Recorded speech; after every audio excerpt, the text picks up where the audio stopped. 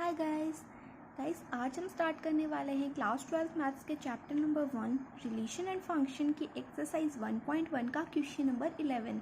तो जो question number 1 to 10 है वो हमने पिछली वीडियोस में कवर कर लिए थे एंड आई होप आपने पिछली वीडियोस देख ली होंगी एंड मोस्ट इम्पोर्टेंट आपने जो है कॉन्सेप्ट वाली वीडियो देख ली होगी, बिकॉज अगर आपने वो वीडियो नहीं देखी है तो आपको ये क्वेश्चन समझ में नहीं आने वाले।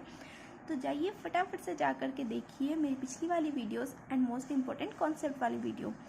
तो चलिए क्वेश्चन नंबर 11 को हम स्टार्ट करते हैं। तो देखते हैं क्वेश्चन नंबर 11 में हमसे क्या पूछा जा रहा है। Show that the relation R in the set A of all points in a plane given by, relation हमें गिवन है P Q such that distance of the point P from the origin is same as the distance of the point Q from the origin in an equivalence relation. तो पहले हम यहाँ तक solve कर लेंगे, उसके बाद में हम इस पार्ट को सॉल्व करेंगे। इसमें हमसे क्या बोला जा रहा है कि हमें कोई रिलेशन डिफाइंड है सेट ए में से, और सेट ए किसका है, पॉइंट्स इन अ प्लेन का। और इस रिलेशन क्या गिवन है कि जो डिस्टेंस है पॉइंट पी का ओरिजिन से वो सेम है distance of the point Q from the origin. तो चलिए पहले इसको इक्विवेलेंस प्रूव कर लेते हैं। तो इसके लिए हम पहले क्या करेंगे, रिफ्लेक्सिव चेक करेंगे। रिफ्लेक्सिव के लिए मैं लेट करूँगी कि let point P belongs to A.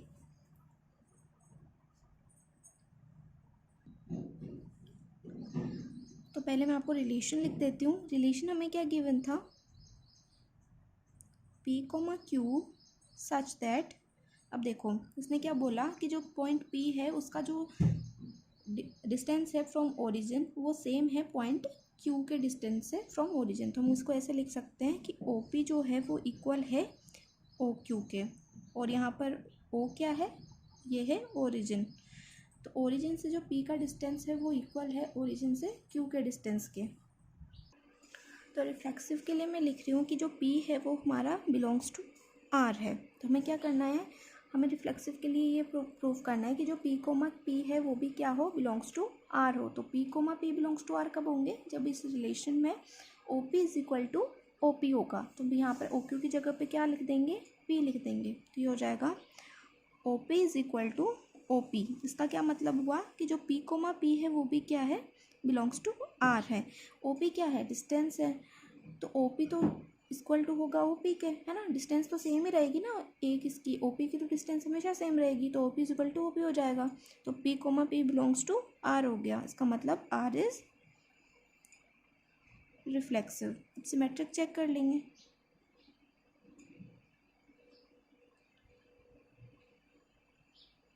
Symmetric के लिए हम लेट करेंगे दो elements, let P, Q belongs to A।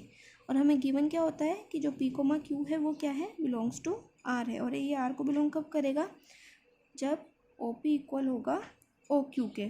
तब हम इसे ऐसे लिख सकते हैं ना कि OQ is equal to OP, और OQ is equal to OP है। इसका क्या मतलब हुआ, इसका मतलब हुआ कि जो हमारा QP है वो भी क्या है, बिलोंग्स टू R है। और इसका मतलब है R इज सिमेट्रिक। अब हम ट्रांजिटिव चेक करेंगे।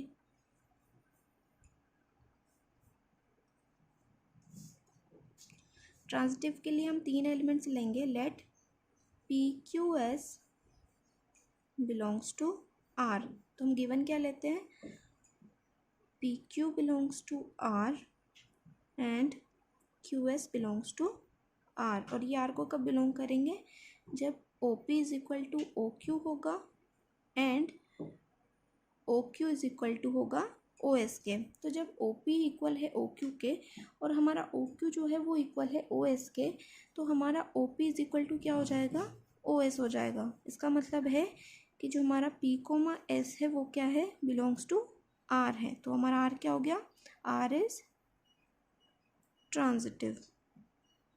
तो हमारा रिलेशन रिफ्लेक्सिव भी प्रूव हो गया, सिमेट्रिक भी प्रूव हो गया और ट्रांजिटिव भी प्रूव हो गया। इसका मतलब है कि जो रिलेशन है वो क्या है, इक्विवेलेंस रिलेशन है। R is equivalence relation. अब हम इसका सेकेंड पार्ट देखते हैं। तो सेकेंड पार्ट हमसे क्या बोल रहा है, further show that the set of all points related to a point P is not equal to 0, 0 is the circle passing through P with origin as center. तो question क्या बोल रहा है कि आपको फाइंड करना है सेट ऑफ ऑल पॉइंट्स जो किससे रिलेट करते हैं, पॉइंट P से, और पॉइंट P क्या है, नॉट इक्वल है 0, 0 के, मतलब पॉइंट P जो है वो ओरिजिन नहीं है। तो देखिए इसको समझते हैं। तो मान लो कि मैंने एक प्लेन लिया, ये कोई प्लेन है और ये क्या है, सेंटर है, मतलब ओरिजिन है। इसके पॉइंट्स क्या होते हैं, 0, 0, और यहाँ पर कोई पॉइंट है P और ये ओरिजिन से पॉइंट P, और यहाँ पर कोई पॉइंट है Q, और ऐसे मैंने एक पॉइंट ले लिया Q और ये क्या है OQ। ऐसे ही मैंने कोई पॉइंट ले लिया S। ऐसे इन पॉइंट्स लेंगे और इन पॉइंट्स को जब हम जॉइंट करेंगे तो देखो प्लेन के ऊपर कितने सारे पॉइंट्स आ रहे हैं, है ना। तो वो हमसे पूछ रहा है set of all points in a plane, जो किससे रिलेट करते हैं, पॉइंट P से रिलेट करते हो। तो हम इसमें लिख देंगे set of all points in a plane, है ना, ये हमसे पूछा गया है। तो इसमें क्या है, OP है, OP क्या है, इक्वल है OQ के, OQ इक्वल है OS के, और ऐसे ही क्या होंगे, बहुत सारे पॉइंट्स होंगे, इसको हम इक्वल कर देंगे R के। तो देखो OP इक्वल टू OQ क्यों हुआ, क्योंकि ये रेडियस है, ये पूरा क्या है, सर्कल, और सेंटर से पॉइंट तक के डिस्टेंस को हम क्या बोलते हैं, रेडियस बोलते हैं। तो OP भी रेडियस है, OQ भी रेडियस है, OS भी रेडियस है, तो सर्कल की रेडियस तो सेम ही रहेगी ना। तो इसलिए OP जो है इक्वल है OQ के, और OQ क्या इक्वल है OS के। तो ये आ गया हमारा set of all points in a plane, और यही हमसे पूछा था। तो ये हमारा क्वेश्चन नंबर 12 भी जो है कंप्लीट होता है। अब हम क्या करेंगे ये हमारा क्वेश्चन नंबर 11 जो है कंप्लीट होता है। अब हम देखते हैं क्वेश्चन नंबर 12। तो अब देखते हैं क्वेश्चन नंबर 12। तो क्वेश्चन नंबर 12 हमसे क्या बोल रहा है, show that the relation R defined in the set A of all triangles is R equal to T1, T2 such that T1 is similar to T2 is equivalence relation. तो अभी पहले हम यहाँ तक सॉल्व कर लेते हैं। इसमें क्या बोला गया है हमें कि शो करो कि रिलेशन R जो है वो सेट ए में से डिफाइंड है, और सेट ए क्या है, ऑल ट्राइंगल्स का सेट है, और रिलेशन क्या गिवन है, T1, T2, जहाँ पर T1 जो है सिमिलर है T2 से। तो इसे हमें इक्विवेलेंस प्रूफ करना है। तो पहले हम रिफ्लेक्सिव चेक कर लेंगे। तो पहले रिफ्लेक्सिव चेक करते हैं।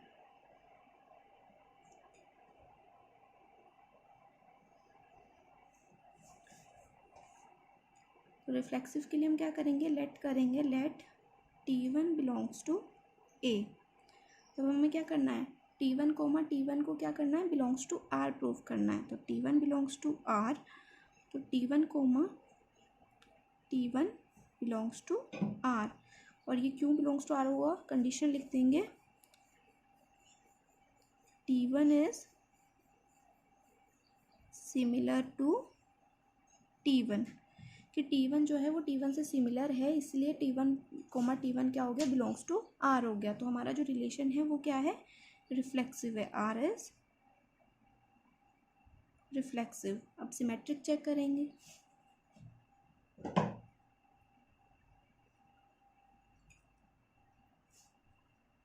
सिमेट्रिक के लिए हम दो एलिमेंट्स लेट करेंगे, let T1, T2 belongs to A। Given क्या लेंगे कि T1, T2 क्या है, बिलोंग्स टू R है, और ये R को कब बिलोंग करेंगे, such that T1 is similar to T2।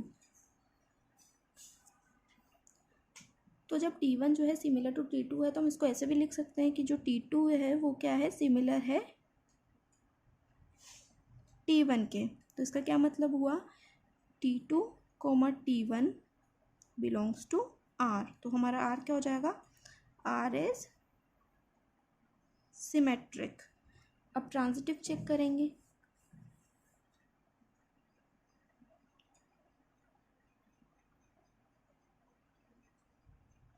Transitive के लिए हम तीन एलिमेंट्स लेंगे, late T1, T2, T3 belongs to A। तो T1, T2 and T2, T3 belongs to R such that T1 similar to T2 and T2 similar to T3.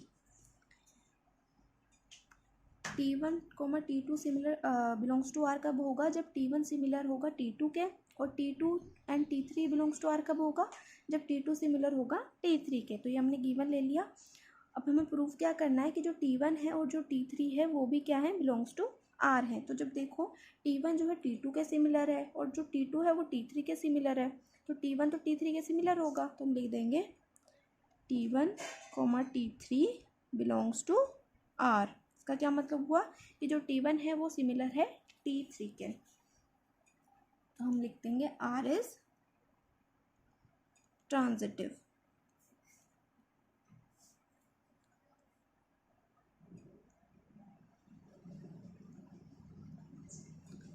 So hence R is equivalence relation। तो हमारा relation reflexive भी prove हो गया, symmetric भी prove हो गया और ट्रांजिटिव भी प्रूव हो गया। इसका मतलब क्या है? हमारा जो रिलेशन है वो क्या है? इक्विवेलेंस रिलेशन है। अब हम इसका सेकेंड पार्ट देखेंगे। सेकेंड पार्ट हमसे क्या बोल रहा है? Consider three right angle triangles T1 with side 3, 4, 5, T2 with side 5, 12, 13 and T3 with sides 6, 8, 10. Which triangle among T1, T2, T3 are related? तो ये हमें तीन राइट एंगल ट्राइंगल दे दिए हैं और उनकी साइड्स दे दी है, और हमसे पूछ क्या रहा है कि बताओ कि कौन सा ट्राइंगल जो है एक दूसरे से रिलेट करता है, कि T1, T2, T3 में से कौन से दो ट्राइंगल हैं जो एक दूसरे से रिलेट करते हैं। तो इस क्वेश्चन को हम नेक्स्ट पेज पे देखते हैं। तो T1 की साइड्स क्या थी? 3, 4, 5। T2 की साइड्स क्या थी? 5, 12 और 13। और T3 की साइड्स क्या थी? 6, 8 और 10। तो अब देखना है कि कौन से दो ट्राइंगल्स जो हैं एक दूसरे से रिलेट करते हैं। तो आप ऐसा करो, 3 को डिवाइड करो 6 से, फिर 4 को डिवाइड करो 8 से, और 5 को डिवाइड करो 10 से। अब इनका जो रेशियो आएगा वो क्या आएगा? 1,2, 1,2 और 1,2। तो जो ये T1 एंड T3 है इनका जो रेशियो है वो क्या आ रहा है? सेम आ रहा है। इसका मतलब क्या हुआ? T1 is related to T3। ऐसे अगर आप T1 और T2 के साथ देखो, 3/5, 4/12, 5/13, क्या इनका रेशियो सेम आ रहा है? नहीं आ रहा। T2 और T3 का देखो, 5/6, 12/8, 13/10, इनका रेशियो भी सेम नहीं आ रहा। बस T1 और T3 का रेशियो ही सेम आ रहा है। तो इसका मतलब क्या हो गया? T1 रिलेटेड हो गया T3 से। तो ये हमारा क्वेश्चन नंबर 12 भी कंप्लीट होता है। अब हम देखते हैं क्वेश्चन नंबर 13।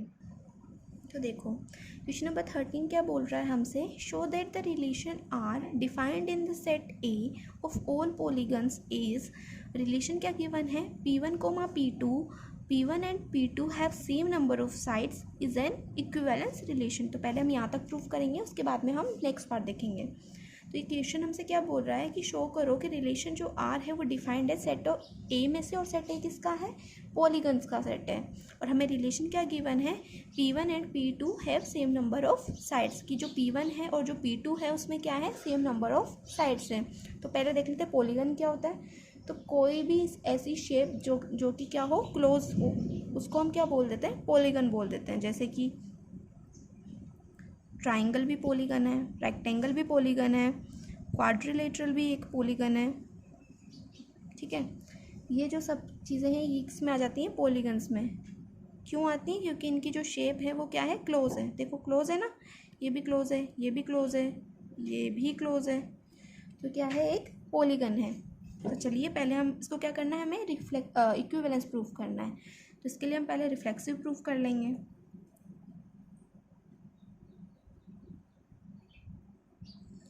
तो रिफ्लेक्सिव के लिए हम क्या लेट करेंगे? लेट P1 बिलोंग्स टू ए, कि जो P1 है वो क्या है, ए को बिलोंग करता है। तो P1 बिलोंग्स टू आर, हमें क्या प्रूफ करना है कि जो P1 P1 है वो क्या है, आर को बिलोंग करता है। तो देखो इसमें रिलेशन क्या गिवन है, P1 and P2 have same number of sides. तो हम लिख देंगे P1 P1 belongs to R because P1 and P1 have same number of sides। तो क्या हो गया हमारा रिलेशन, R is रिफ्लेक्सिव। ठीक है, अब हम सिमेट्रिक चेक करेंगे।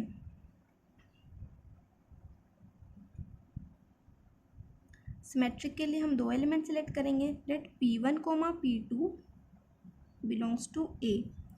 तो हम गिवन क्या लेते हैं कि जो P1 P2 है क्या है, बिलोंग्स टू R है, क्योंकि P1 and P2 have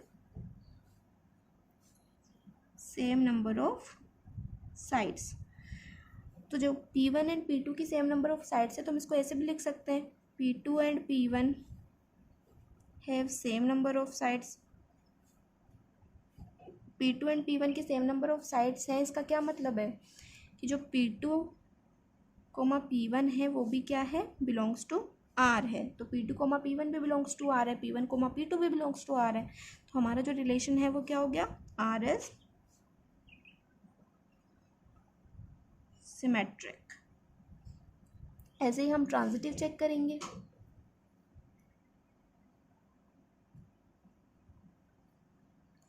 transitive के लिए तीन एलिमेंट्स लेंगे। Late P1 P2 P3 belongs to ए, की सेट ए को बिलोंग करते हैं, और P1 P2 and P2 P3 belongs to R। और ये R को कब बिलोंग करेंगे, जब P1 and P2 and P3 की क्या होंगी, सेम नंबर ऑफ साइड्स होंगी, सेम नंबर ऑफ साइड्स। तो देखो जब P1 एंड P2 की सेम नंबर ऑफ साइड्स हैं और P2 एंड P3 की सेम नंबर ऑफ साइड्स हैं, तो P1 और P3 की क्या होंगी, सेम नंबर ऑफ साइड्स होंगी। P1 P3 belongs to R, और रीज़न आप लिख दोगे कि P1 and P3 have same number of sides. तो हमारा R क्या हो गया, R इज ट्रांजिटिव। इसका क्या मतलब हो गया, हेंस रिलेशन इज इक्विवेलेंस, कि हमारा जो रिलेशन है वो क्या है, इक्विवेलेंस है। तो ये हमारा रिलेशन रिफ्लेक्सिव भी प्रूव कर दिया, सिमेट्रिक भी प्रूव कर दिया और ट्रांजिटिव भी प्रूव कर दिया। इसका मतलब क्या हुआ कि जो हमारा रिलेशन है वो इक्विवेलेंस रिलेशन है। अब हमें नेक्स्ट पार्ट में क्या दिया हुआ है वो हम देखते हैं। इसमें लिखा है what is the set of all elements in A related to right angle triangle T with sides 3, 4 and 5। इसमें हमसे पूछा है कि सेट ऑफ ऑल एलिमेंट्स बताओ सेट ए के अंदर से, और ये सेट ये किसका है, ट्राइंगल्स का, और ट्राइंगल हमें क्या गिवन है, 3, 4 एंड 5। मतलब इसमें सिंपली हमसे पूछ रहा है कि आप सेट ऑफ एलिमेंट्स बताओ ए के जो किससे रिलेट करते हैं, एक राइट एंगल ट्राइंगल से रिलेट करते हैं, और एक राइट एंगल ट्राइंगल हमें दे दिया है और जिसकी साइड क्या है, 3, 4 एंड 5 है। तो हमें क्या निकालना है, set of all triangles in a plane. तो सेट ऑफ ऑल, हम इसको क्या लिख देंगे, राइट एंगल ट्राइंगल हमें ये गिवन है, ये एक राइट एंगल ट्राइंगल है जिसकी साइड है 3, 4 और 5। ये एक राइट एंगल ट्राइंगल गिवन है, तो हम इसमें लिख देंगे कि set of all triangles in a plane.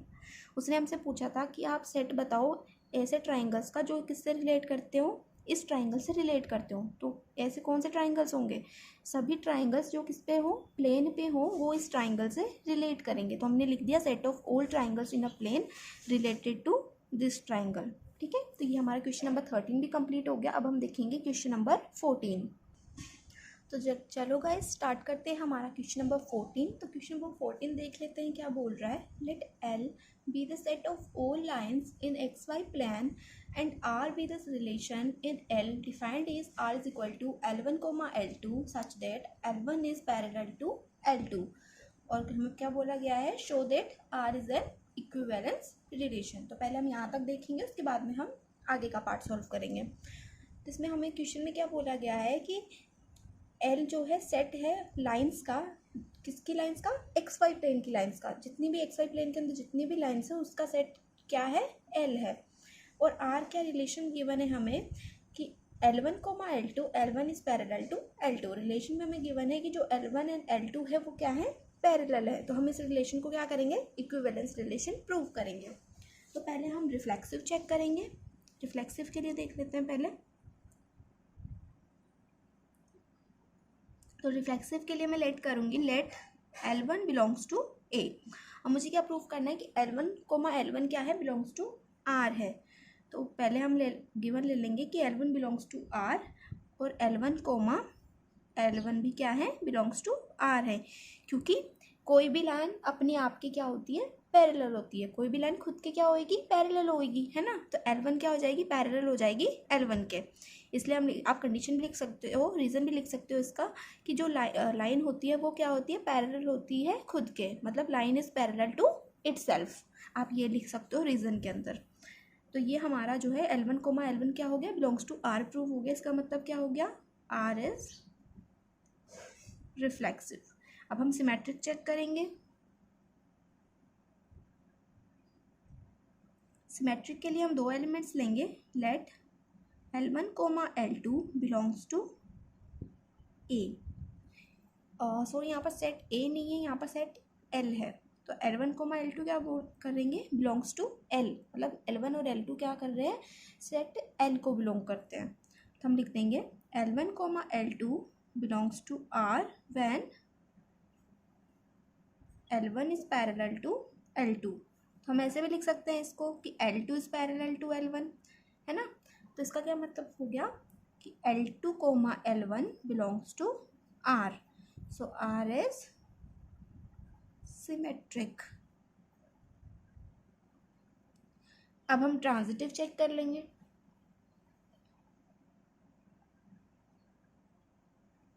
Transitive के लिए हम तीन एलिमेंट्स लेंगे. Let L1, L2, L3 belongs to L. Then L1, L2 and L2, L3 belongs to R. और ये बिलोंग्स टू R है, मतलब L1 पैरेलल है L2 के एंड L2 पैरेलल है L3 के.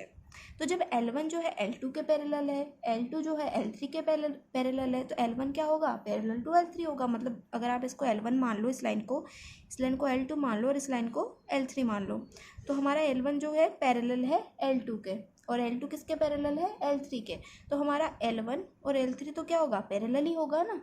तो हम लिख देंगे L1 is parallel to L3. It means L1, L3 belongs to R. तो हमारा जो R है वो क्या हो गया, R इज ट्रांजिटिव. तो हमारा जो रिलेशन है वो सिमेट्रिक भी प्रूव हो गया, रिफ्लेक्सिव भी प्रूव हो गया और ट्रांजिटिव भी प्रूव हो गया. तो हम लिख देंगे hence R is equivalence relation. कि जो हमारा R है वो क्या है, इक्विवेलेंस रिलेशन है. अब हम क्या करेंगे, इसका सेकंड पार्ट देखेंगे. सेकंड पार्ट क्या बोल रहा है, find the set of all lines related to the line y is equal to 2x plus 4. तो हमसे ये पूछ रहा है कि आप सेट फाइंड करो ऑल लाइंस का, सभी लाइंस का आपको सेट फाइंड करना जो इस लाइन से रिलेटेड हो.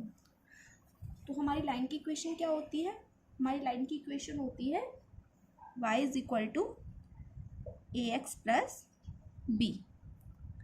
ये हमारी लाइन की इक्वेशन होती है ना. तो देखो, और यहाँ पर ये क्या होता है, ये एक कांस्टेंट होता है.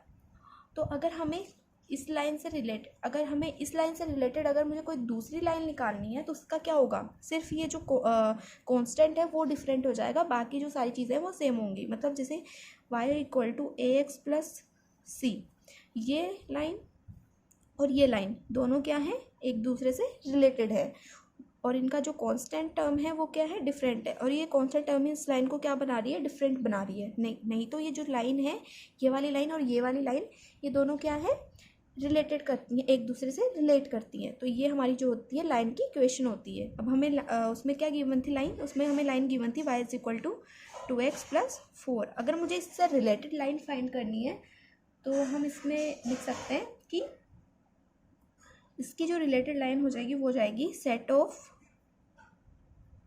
All line y is equal to 2x + k। Constant तो कोई भी हो सकता है, कांस्टेंट तो बहुत सारे होते हैं, तो हमने कांस्टेंट को क्या मान लिया, k मान लिया, और मैंने ये लिख दिया y is equal to 2x + k is related to this line. ठीक है, तो यही हमें फाइंड करना था। तो यहाँ पर हमारा क्वेश्चन नंबर 14 भी कंप्लीट होता है। अब हम देखेंगे क्वेश्चन नंबर 15। तो अब हम क्वेश्चन नंबर 15 देखते हैं क्या बोल रहा है। Let r be the relation in the set 1 2 3 4 given by relation 1, 2, 2, 2, 1, 1, 4, 4, 1, 3, 3, and 3, 2। तो इसमें हमें जो है ऑप्शंस दिए हुए हैं। अब हमें देखना है कि ये रिलेशन रिफ्लेक्सिव है, सिमेट्रिक है या फिर ट्रांजिटिव है। तो पहले रिफ्लेक्सिव के लिए चेक कर लेते हैं। तो ये मुझे सेट गिवन है, तो मुझे ये सेट गिवन, तो मैं सेट लिख लेती हूँ। Set A is equal to 1, 2, 3 and 4। तो हम रिफ्लेक्सिव के लिए क्या देखना होता है, रिफ्लेक्सिव के लिए हमें चेक करना होता है 1, 1। तो इसमें देखो 1, 1 है, 2, 2 देखो 2, 2 भी है, 3, 3 भी है एंड 4, 4 भी है। तो ये जो रिलेशन है ये रिफ्लेक्सिव है। अब सिमेट्रिक चेक कर लेंगे। अब पहले देख लो 1, 2, 1, 2 नहीं है, तो 1, 3 देख लिया, 1, 3 है, लेकिन 3, 1 नहीं है। तो इसका मतलब ये रिलेशन सिमेट्रिक नहीं है, मतलब ये रिलेशन रिफ्लेक्सिव तो है लेकिन सिमेट्रिक नहीं है। अब ट्रांजिटिव चेक कर लेंगे। ट्रांजिटिव के लिए जैसे मैंने ले लिया 1, 3, तो 1, 3 ले लिया, तो अब देखो 3, 2 भी है, लेकिन 1, 2 यहाँ पर प्रेजेंट नहीं है। 1, 3 लिया और मैंने 3, 2 ले लिया, 1, 3 एंड 3, 2। तो देखो 1, 3 एंड 3, 2 तो प्रेजेंट है, लेकिन 1, 2 प्रेजेंट नहीं है। तो इसका मतलब ये रिलेशन ट्रांजिटिव भी नहीं है। तो हमारा ऑप्शन जो बी है वो क्या हो जाएगा, राइट आंसर हो जाएगा। ठीक है, कि जो रिलेशन है वो रिफ्लेक्सिव है लेकिन सिमेट्रिक एंड ट्रांजिटिव नहीं है। तो ऑप्शन बी जो है करेक्ट आंसर है। तो अब हम क्वेश्चन नंबर 16 देखते हैं। Let R be the relation in the set N given by R is equal to A comma B and such that a is equal to b minus 2, b is greater than 6. check the correct answer। तो question हमसे क्या बोल रहा है कि हमें कोई relation given है नेचुरल नंबर्स के सेट में से, और रिलेशन क्या गिवन है कि a जो है इक्वल है b माइनस 2 के और b क्या है ग्रेटर देन 6 है, और ये हमें ऑप्शंस दिए हुए हैं। इन वैल्यूज़ को हमें इस रिलेशन में पुट करना है और इस रिलेशन को डिफाइन करना है। तो देखते हैं कौन सा वाला ऑप्शन करेक्ट है। तो पहले अगर मैं ये जो है ये a है एंड ये क्या है b है, तो हम इसमें क्या करेंगे, इस रिलेशन में b की वैल्यू पुट करेंगे और a की वैल्यू फाइंड करेंगे।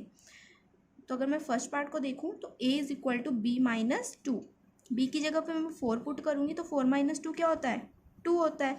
तो a की जगह पर भी 2 आ गया, इसमें भी 2 आ गया और यहाँ पर भी क्या था, 2 था। लेकिन उसने कंडीशन क्या दी है हमें कि जो b है वो क्या होना चाहिए, ग्रेटर देन 6 होना चाहिए। मतलब b की वैल्यू क्या होनी चाहिए, 6 से बड़ी होनी चाहिए, 6 या 6 से बड़ी होनी चाहिए। तो यहाँ पर b की वैल्यू क्या है, 4 है। तो ये ऑप्शन जो है इनकरेक्ट हो गया। अब हम सेकंड ऑप्शन देखेंगे। यहाँ पर b की वैल्यू है 8, तो हम a is equal to 8 minus 2, तो a की वैल्यू क्या आ गई, 6 आ गई। लेकिन यहाँ पर तो a की वैल्यू क्या है, 3 थी। ये वाला पार्ट क्या होता है, ये a होता है और ये b होता है। तो यहाँ पर तो a की वैल्यू 3 और यहाँ पर a की वैल्यू 6 आ रही है, तो ये वाला ऑप्शन भी इनकरेक्ट हो जाएगा। अब हम ऑप्शन सी देखते हैं। तो यहाँ पर b की वैल्यू है 8, तो a is equal to b minus 2, मतलब 8 माइनस 2। तो यहाँ पर क्या आ गई वैल्यू, 6 आ गई। तो a की वैल्यू हमारे पास आ गई 6 एंड यहाँ पर भी a की वैल्यू क्या है, 6 है। तो मतलब, और यहाँ पर ये देखो कंडीशन को भी सेटिस्फाई कर रहा है, b क्या होना चाहिए था, ग्रेटर देन 6 होना चाहिए था। तो यहाँ पर b की वैल्यू क्या थी, 8 थी, और 8 तो 6 से बड़ा होता है। तो हमारा जो ऑप्शन सी है वो क्या हो जाएगा, करेक्ट हो जाएगा। ऐसे आप ऑप्शन डी से भी सॉल्व करके देख सकते हो, वो भी क्या आएगा, इनकरेक्ट आएगा। तो इसमें जो क्वेश्चन नंबर 16 में जो है ऑप्शन सी जो है हमारा करेक्ट आंसर है। तो यहाँ पर जो है हमारी एक्सरसाइज 1.1 जो है कंप्लीट होती है गाइज। तो अगर आपको कोई भी डाउट है तो आप कमेंट सेक्शन में मुझसे पूछ सकते हो। अब जो नेक्स्ट वीडियो आएगी वो एक्सरसाइज 1.2 के ऊपर आएगी और उसमें हम उसका पहले इंट्रोडक्शन पढ़ेंगे एंड उसके बाद में जो है एक्सरसाइजेस के क्वेश्चन सॉल्व करेंगे। Thank you so much for watching. अगर आपको वीडियोस अच्छी लग रही है तो प्लीज़ वीडियो को लाइक शेयर एंड सब्सक्राइब करना ना भूलें। और अगर आपको कोई भी डाउट होता है तो आप कमेंट सेक्शन में मुझसे पूछ सकते हो। सो तब तक के लिए बाय, मिलते हैं नेक्स्ट वीडियो में।